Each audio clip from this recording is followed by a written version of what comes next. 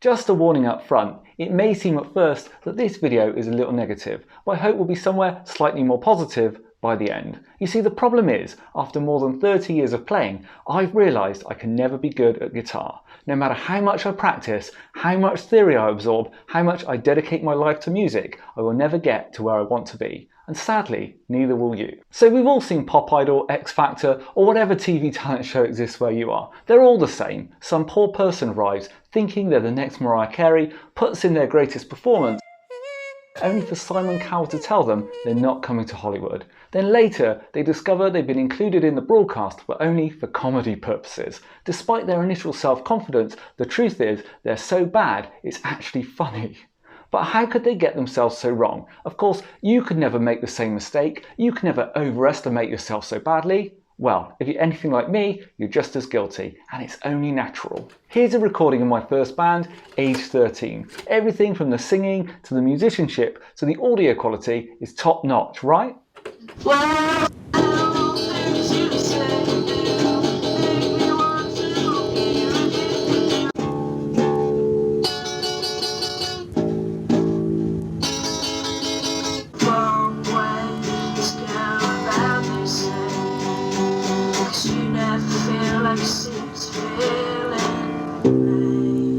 Despite how terrible this is, I actually played this tape to people, expecting them to be impressed, so proud was I of what we'd achieved.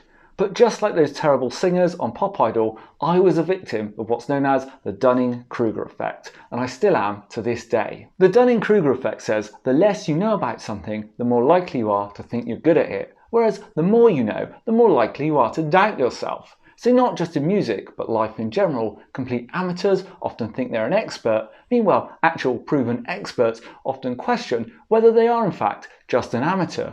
It seems completely counterintuitive, but can be explained quite easily. Let's say this circle represents everything you knew about guitar after 6 months of playing. This might include open chords, how to strum, basic songs, etc. And we'll call this the circle of knowledge.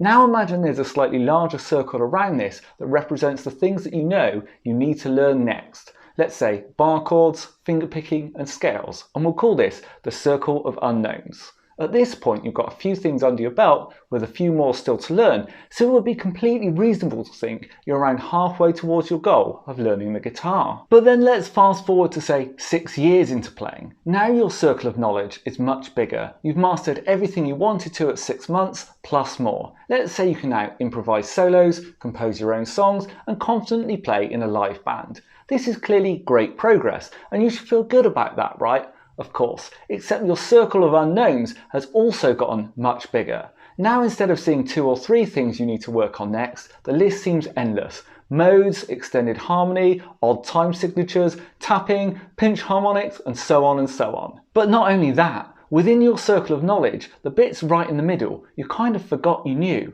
Now strumming comes naturally, so you don't pat yourself on the back anymore every time you play Wonderwall.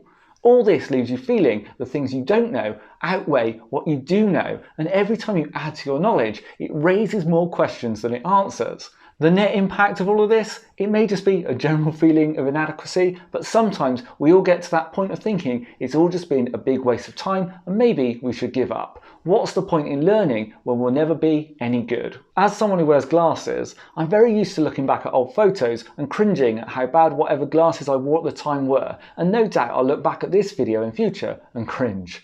And music is the same. Whatever we did in the past, chances are we'll look back and think how bad we were. Back to my first band, and I remember the exact moment I thought we really started to sound professional. We now had a drummer, and we were sound checking for a gig / the first run through with said drummer, and suddenly it was like, this is amazing. In that moment, to my untrained 13-year-old ears, my God, it sounded good.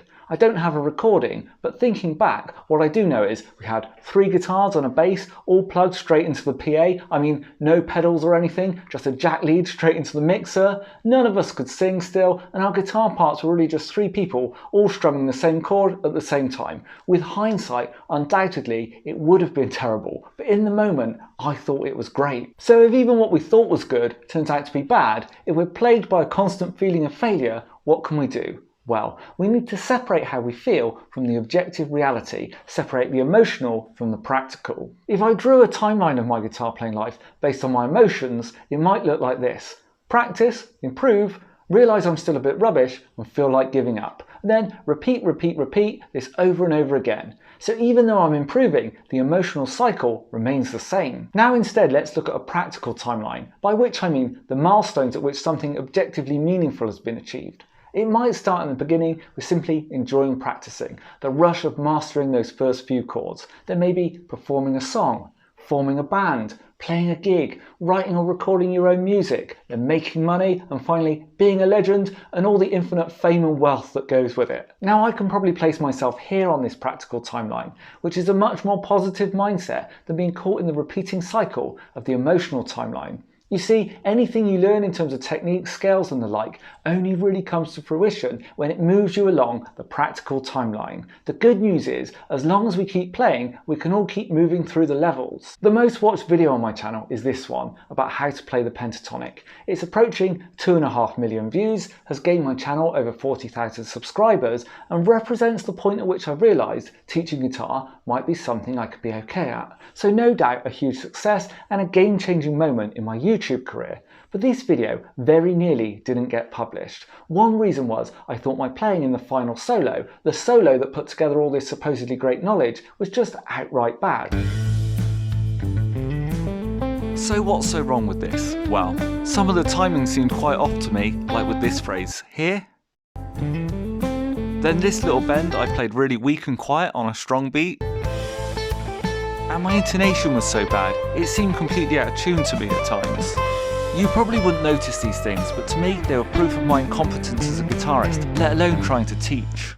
But had I not published this video, it would have been purely an emotional decision, driven by insecurity and my perceived inadequacies. The objective truth is, though, my progress along the practical timeline tells me I'm at the point where I can teach others because of the experience I have. But the Dunning-Kruger Effect means in reaching this point, I have to doubt myself even more than ever. The problem is, this Dunning-Kruger Effect will get you at both ends of the spectrum. When you're bad, you might embarrass yourself through lack of self-awareness, and when you're good, you might miss opportunities through lack of self-confidence. But maybe this is just part of being a musician. So let's go back to that practical timeline, and the very first thing on there is simply taking enjoyment from playing. I deliberately put this first, as in my view, it's the most important thing, and we get to access it from the moment we first pick up a guitar until hopefully the day we die. And what about playing with others, making friends, making memories? Surely these count for just as much, if not more, than any knowledge or skill. That recording my first band, horrific as it may be, is probably the favourite recording I have because it represents a great time in my life. Almost 30 years later, the question I need to ask myself then isn't how much better am I, but am I still having as much fun? So maybe sometimes we need to forget how good we are and just simply remember the joy of playing. 1, 2, 3, 4.